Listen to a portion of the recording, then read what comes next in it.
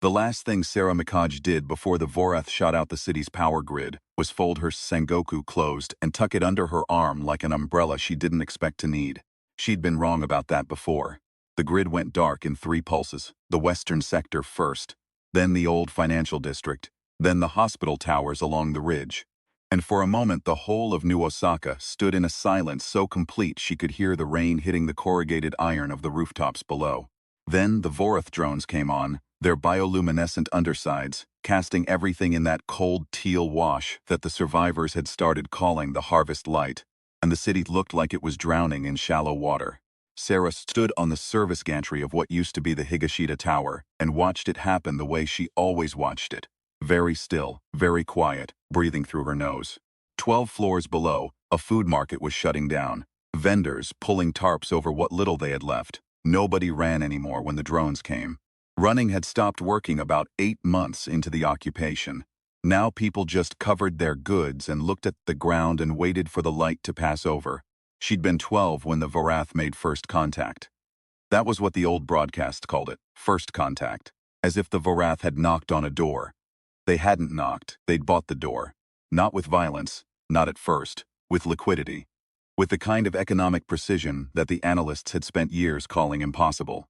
The Vorath Consortium had injected capital into 17 failing governments simultaneously, absorbed 6 of the largest sovereign debt portfolios in human history inside a single fiscal quarter, and then, very quietly, presented the terms. Not a military ultimatum, a restructuring agreement. The kind of language that accountants and lawyers understood and generals did not, until it was too late for generals to matter. Japan had held out longest. 18 months of political deadlock, of emergency sessions and street protests, and the particular stubbornness of a country that had rebuilt itself from ash twice before and believed it could do so again. Then the yen collapsed in a single afternoon, and the government fell 3 weeks later, and the Vorath's Kuroda subsidiary moved into the ministries with their filing systems, and their resource assessors, and their xenobiologists. And that was that. That was 8 years ago. Sarah was 20 now, and she worked for an organization that didn't exist. Its name, if it had one, was Gokuraku, Paradise. Whoever had chosen that name had either a very dark sense of humor or a very stubborn faith, and Sarah had never been able to decide which. She'd been recruited at 15 by a woman named Torihata, who had kind eyes and hands that were hard as old wood, who had looked at Sarah across a table in a basement in what used to be Kyoto and said, simply, "We are the ones who are still trying. You look like someone who is still trying. Are you?" Sarah had said yes before she'd understood what she was agreeing to. She understood now. The earpiece in her left ear clicked twice. Short. That was Chinatsu's signal for, "I'm in position, I can see you. Don't do anything stupid yet." Sarah touched the side of her neck in acknowledgement. Chinatsu Kujo was not her partner in any official sense, because there was no official sense in which Gokuraku existed. She was the person Sarah trusted most in the world, which was a different and more durable category. They'd trained together for 2 years under Torihata, learned the Sengoku together, the umbrella weapon that the Vorath's cultural analysts had classified as ceremonial, a Japanese folk artifact, non-threatening. The Vorath were very good at economics and very bad at folk artifacts. The Sengoku's ribbed frame concealed a monofilament wire capable of severing a Vorath's sensory tendrils at close range, and the tip was hollow and pressurized for delivery of a compound that the Gokuraku chemist, a former university lecturer named Okamoto, had synthesized from the Vorath's own biochemical waste. It disrupted their neural coordination for 40 seconds. Against a species that operated on hive-adjacent telepathic consensus, 40 seconds was a long time. Torihata had taught them. You don't have to be stronger than they are. You have to understand something about them that they have not understood about themselves. Sarah had thought about that sentence for 5 years. She was still thinking about it. Tonight's mission was not supposed to be complicated. Intel from Gokuraku's asset inside the Kuroda subsidiary had confirmed that the xenobiologist, a Vorath named Vel Orus, one of the consortium's senior research personnel, was transferring a batch of human subjects from the processing facility in the old Namba district to a secondary site across the bay. The subjects were alive. They were being used for durochemical extraction. The Vorath had discovered that human limbic response under sustained stress produced a compound their ship's bioengines could metabolize as fuel. The polite Vorath term for this was symbiotic harvesting. The Gokuraku term was something considerably shorter and more honest. The transfer window was 20 minutes. Sarah and Chinatsu had 12 minutes left. She moved. The gantry stairs were silent under her feet because she'd learned to walk like the building was asleep and she didn't want to wake it. 4 floors down, through a maintenance corridor that smelled of old sealant and the faint copper tinge that Vorath technology always left in enclosed spaces, out onto a lower access balcony overlooking the loading bay. She pressed herself flat against the wall and looked down. 3 Vorath handlers. 2 cargo sleds, the low, beetle-shaped vehicles the consortium used for ground transport, their hulls the same bioluminescent teal as the drones, which she'd always found either aesthetically consistent or deeply sinister, depending on her mood. And behind them, in a wire enclosure mounted to the first sled, 7 humans. She couldn't see their faces from this angle, but she could see the way they were sitting. That particular stillness that wasn't calm, that was the opposite of calm. That was the thing people's bodies did when they had run out of the energy to show fear. She'd seen that stillness on her mother's face once. 8 years ago, her jaw tightened. She breathed through it. The earpiece clicked. Long, short, long. Chinatsu, on the roof of the adjacent structure. I have eyes on the secondary handler, the one you can't see from your position. 4 handlers then, not 3. Sarah did the arithmetic and adjusted. She waited until the 4th handler moved toward the second sled to secure the loading harness. He'd have his back to her for roughly 8 seconds.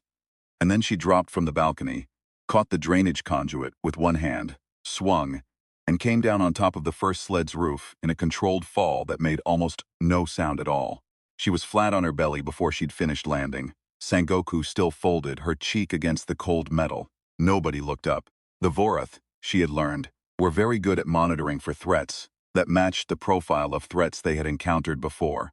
They had encountered humans with guns, with explosives, with chemical agents, with the remnants of military ordnance. They had not, until recently, encountered humans who had repurposed a folk art umbrella into a neurochemical delivery system. They were updating their files on that. But the files were not yet updated, and tonight that still mattered. Chinatsu's Sangoku deploy. The soft mechanical click of the ribs extending, and a sound like a brief gust of wind, and then the 4th handler made a small, bewildered noise and sat down heavily against the wall of the loading bay. 40 seconds. That was all they needed. The other 3 handlers were already turning to look at him when Sarah came off the roof. She took the nearest one with a direct application to the sensory cluster at the base of the skull. She'd learned to be precise, to use the minimum necessary, to avoid the kind of excessive force that drew consortium security attention faster than anything else. The second one got tangled briefly in her Sangoku's wire as he lunged, which gave her the 1/3 of a second she needed to redirect him into the wall. He slid down it with that peculiar slow collapse that neurally disrupted Vorath always had, like a building being carefully demolished floor by floor. The 3rd handler was smarter than average. He got his comm beacon halfway activated before she put the Sangoku tip against the back of his neck. She said in Vorath trade pidgin, which she'd learned from recordings Torihata had provided and which she spoke badly but comprehensibly, "Not the beacon." He froze. "The enclosure," she said. "Open it." He made a sound that translated roughly as, "You are making a significant miscalculation." "That's possible," she agreed. "Open the enclosure." He opened it. The 7 humans came out slowly. They were in bad shape, dehydrated, underfed, the particular pallor of people who'd been in artificial lighting for too long. One of them, a man who might have been 50 or might have been 35 and had simply been aged by what had happened to him, looked at Sarah with an expression she couldn't immediately parse. Then she realized it was the expression of someone who had stopped expecting to be looked at by another human being who wasn't also a prisoner. She'd seen that before, too. She said to the group, "There's a vehicle 2 blocks north, a white delivery carrier with a cracked left panel. The driver's name is Masao. Tell him Gokuraku sent you. He'll take you somewhere safe." She paused, then added, because it was the honest thing to say, "Safer than here."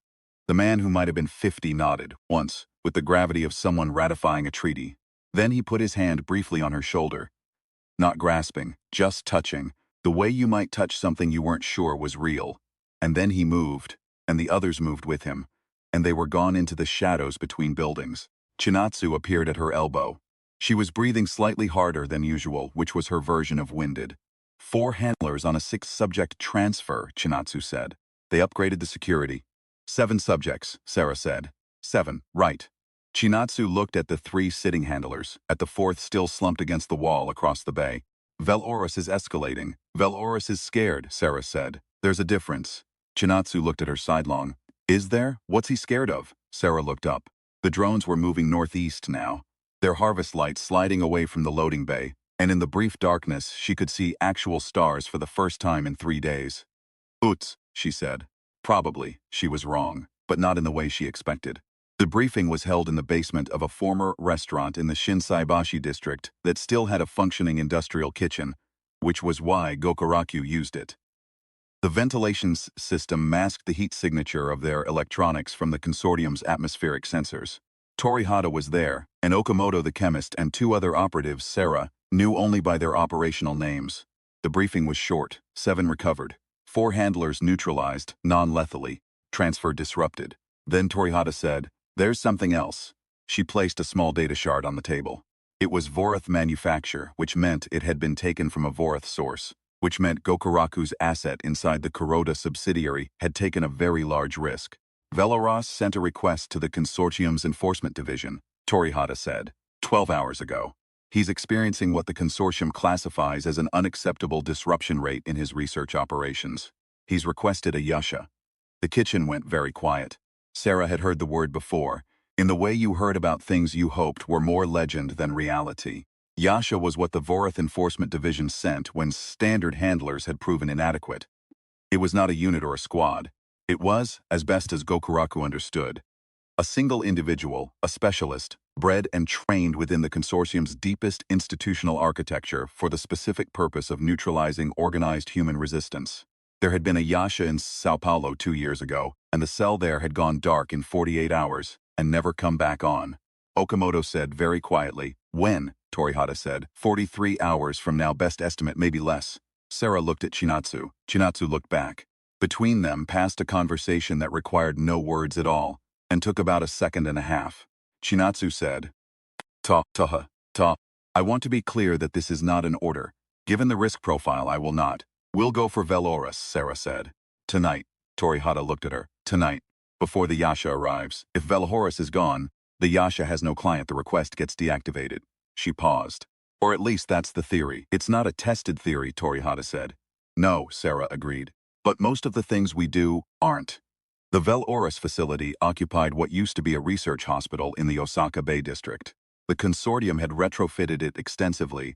Vorath Bioengineering had a particular aesthetic, all curved surfaces and bioluminescent conduit, growing things incorporated into structural roles. The smell of active biology underneath everything, like a greenhouse she couldn't find the entrance to. Sarah had been inside twice before on reconnaissance. She knew the layout well enough to move through it quickly and not so well that she was overconfident. They went in at 0300, which was when the Vorath's circadian analog hit its lowest ebb. This was one of the things Torihata had taught them. You don't fight the Vorath's strengths. You find the gap in their biology that they haven't thought to protect, because they don't think of it as a vulnerability. The gap was about 3 hours wide and happened in the small hours of the morning, and Sarah had used it before, and she was using it now. The lower levels were maintenance access, mostly automated. They moved through them in silence, Chinatsu clearing corners while Sarah tracked the facility's internal sensor grid on a small display that Okamoto had built into the handle of her Sengoku. The sensor grid was a bespoke system, Vorath, not human, and the display was reading it through a parasitic tap that their asset had installed 4 weeks ago at significant personal risk. The grid showed them as nothing, a shadow, a blue shadow. Sarah thought about that, briefly. Then she stopped thinking about it and moved. The research level was on the 4th floor. They came up through a utility shaft and emerged behind a bank of Vorath processing equipment that smelled strongly of whatever Veloris was synthesizing from his human subject's neurochemical output. The smell was not entirely unpleasant, which made it worse. Something floral. Something that human-linked systems apparently produced in significant quantity under conditions of sustained terror. The lab was larger than her reconnaissance had suggested. More subjects. 17 in the holding configuration at the far wall, in various states of the extraction process, monitored by thin filament sensors attached to their temples and wrists. Most of them were awake. Sarah caught the eye of a young woman near the center of the row and made a very small, very deliberate gesture. Stay still, I see you. Give me 60 seconds. The woman closed her eyes. A single tear ran down her face and dropped onto the white surface of the extraction chair. Sarah turned. Velorus was at the main console, his back to them, which was either carelessness or a trap. He was large for a Vorath. Most were roughly human-sized, but he stood a head taller, with the broad lateral sensory array of his species splayed wide in what she recognized as concentration. His manipulator tendrils moved across the console with the quick precision of a craftsman who loved his work. She hated him in a way that was very clean and very cold, the way you hated a well-calibrated machine for doing exactly what it was built to do. She moved. He was faster than his size suggested. He turned before she'd covered half the distance and his secondary tendrils swept wide, and she dropped under them and came up inside his reach, which was exactly where she needed to be, and put the Sangoku tip against the base of his primary sensory cluster. He went very still. "The holding configuration," she said in trade pidgin. "Release it." His tertiary tendrils, the small ones, the communicators, flickered. "If you transmit," she said, "I apply the compound. You'll have 40 seconds of full neural disruption. In 40 seconds your subjects will be in motion and I'll be gone. And you'll wake up alone in an empty lab and have to explain to the Yasha why your research cohort escaped during a neurological episode." She let that sit for a moment. "Or you release the configuration and we discuss terms." A long pause. The facility hummed around them. Somewhere below, a drone passed and cast its blue light through the high windows. He said in trade pidgin, "There are no terms. There is no negotiation with pest species." "I know that's what you believe," she said. "Release the configuration anyway." She pressed the tip a fraction harder against the cluster. He released the configuration. Across the wall, the filament sensors retracted. 17 people breathed differently. The specific exhalation of a body that has been waiting for permission to exist again. The young woman Sarah had looked at before opened her eyes and looked at Sarah with an expression that was complicated and not entirely grateful, which was reasonable, because gratitude came later, if at all, and what came first was just the fact of being uncaged. "Move," Sarah said to them. "East utility shaft, down 4 floors, out through maintenance bay 6. There's a carrier. Tell the driver Gokuraku." She kept her attention on Velorus while China guided the freed subjects to the shaft entrance. It took 4 minutes. Velorus held still for all 4 of them, with the patience of a species that had learned that patience was the cheapest available form of dominance. When they were gone, he said, "The Yasha is already in transit." Sarah's breathing stayed even. "I know. This changes nothing," he said. "The research program will reconstitute. There are more of your kind than there are of us, which is currently the only arithmetic that favors you. And even that in time." "How long?" she said. He seemed to consider whether to answer. 5 of your years," he said. "Perhaps 6. At current extraction rates, the consortium's 5th-generation bioengines will be fully transitioned to your species' neurochemical output. After that, the calculus shifts. 5 years. She'd known it was finite, she hadn't known it had a number. "Then we have 5 years," she said. "To do what?" She thought about the man who had put his hand on her shoulder in the loading bay, the gravity of that gesture. The way it had felt less like gratitude and more like verification. She said, "Something you haven't calculated for." She applied the compound. He sat down in the careful floor-by-floor way that neurally disrupted Vorath always did, and she was already moving.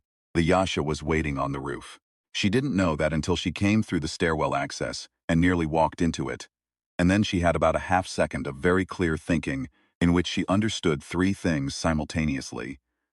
That Velorus had transmitted after all, or the Yasha had arrived ahead of schedule, or both. That Shinatsu was still inside the building with the last of the freed subjects and hadn't come up yet. And that she was alone, on a rooftop in the dark, with the most effective piece of equipment the Vorath Consortium had ever developed for the purpose of removing human resistance from the equation.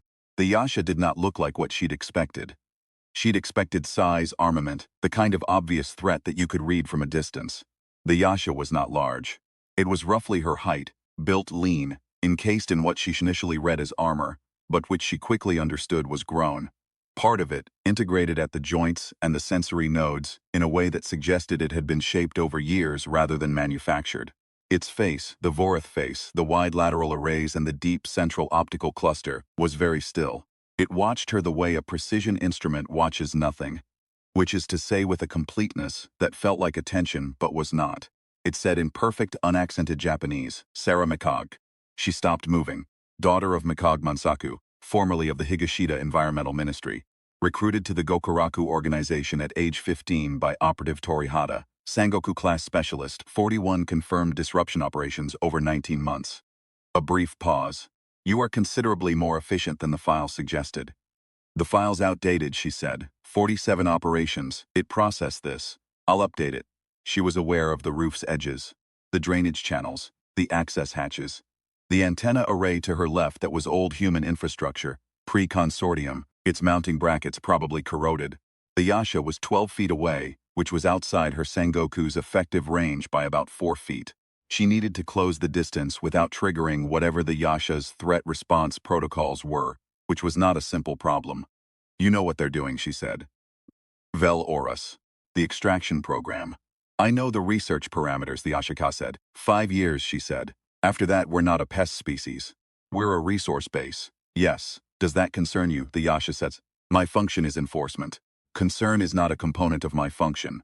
That's a no then. That's an honest answer. She took a small step to the left, which was toward the antenna array, and also incidentally reduced the gap to 11 feet. The Yasha tracked the movement but did not respond to it. You learn Japanese, she said. I learned the language of each target population. It reduces communication errors in final contact situations. Final contact, she said. That's a phrase. It's accurate. 10 feet. She was talking and moving, and they both knew she was talking and moving, and the Yashas was letting her, which meant either it was confident the distance didn't matter, or it was curious about where she was going, and she wasn't sure which was more useful to her. She said, when you go back, when this is done, what do you tell them? My report is filed automatically. I don't tell them anything. What does the report say? Target neutralized. Operation concluded. Research operations may resume. And then Velorus reconstitutes his cohort, and in 5 years there's nothing left to neutralize. She paused. That's a very short win, the Yasha said. It is a complete win. For now, she was at 8 feet. Almost, she said. Do you know what the Sengoku is? A traditional Japanese umbrella frame. Monofilament tension wire concealed in the ribs. Hollow tip, compound delivery. 40-second neural disruption. I have extensive files on the Sengoku. Yeah, she said. But do you know what it actually is? The Yasha's optical cluster adjusted. Fractional. The first movement she'd seen from it that wasn't tracking, she said. It's a rain umbrella. It's something my grandmother had. It's something that every person in this city used to carry, because this city gets a lot of rain, and people didn't want to get wet. And then the consortium arrived and everything changed, and my people took this thing, this ordinary, unremarkable thing that you looked at and saw a folk artifact and stopped looking, and we made it into the only weapon we had. She took one more step. That's the thing you haven't calculated for, she said. We don't just fight with what we have. We fight with what you've already decided doesn't matter. She deployed the Sengoku, not at the Yasha. To the left, at the antenna array. The monofilament wire catching the array's mounting bracket, the corroded metal giving way at just under the tension she'd applied, the whole structure pivoting on its base and swinging wide and catching the Yasha across its primary sensory array with the kind of blunt force that precision instruments are specifically not designed to absorb. The Yasha went down. It was not neutralized. It was not destroyed. It would get up in a matter of seconds, and then whatever advantage she had would be gone. She knew that. She used the seconds. She crossed the distance, put the Sengoku tip against the Yasha's primary neural cluster, and applied the compound. 40 seconds. She used 40 seconds to drag the Yasha to the access hatch, get it inside, and pull the hatch closed. She used 40 seconds to kick the locking mechanism into a state that would take the Yasha several minutes to override. She used 40 seconds to get to the edge of the roof, clip her Sengoku to the drainage conduit, and zip seal down 4 stories to the loading dock where Chinatsu was waiting. With the last 3 freed subjects, and a look on her face that said she had heard the sounds from the roof and had made several calculations and was reserving judgment. The Yasha's on the roof, Sarah said. I heard. We have maybe 6 minutes. Cars around the corner. Chinatsu looked at the 3C subjects, then she looked at Sarah. The antenna array? That was smart. It was available, Sarah said. Let's go. They drove north in the white carrier with the cracked left panel. Masao silent behind the wheel in the way of someone who had learned not to ask questions during extraction windows. The 3 freed subjects sat in the back. One of them was the young woman from the lab. She had found a jacket somewhere. Someone had given her one, or she'd taken it, and she was sitting with it, wrapped around her shoulders and her hands flat on her thighs. not shaking, not crying. Just very precisely present in the way of someone who has decided to be present, because the alternative is worse. Sarah sat beside her, she wasn't sure why. The math of the evening was complete. Subjects recovered, researcher disrupted, Yasha temporarily contained, exfiltration underway, and there was nothing else she needed to do in this seat that she couldn't do in another. But she sat here. After a while, the young woman said, "You do this a lot, often enough. Is it working?" Sarah looked out the window.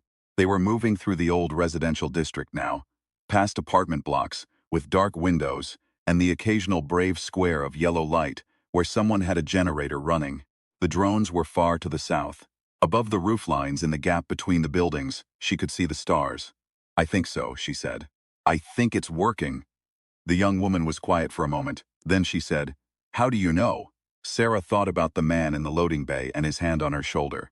She thought about Torihata in a Kyoto basement saying, "You look like someone who is still trying." She thought about the antenna array, swinging in the dark, and the exact sound of corroded metal, giving way under precisely the right amount of pressure, at precisely the right moment, which was a sound she had not planned on, and which had been exactly enough.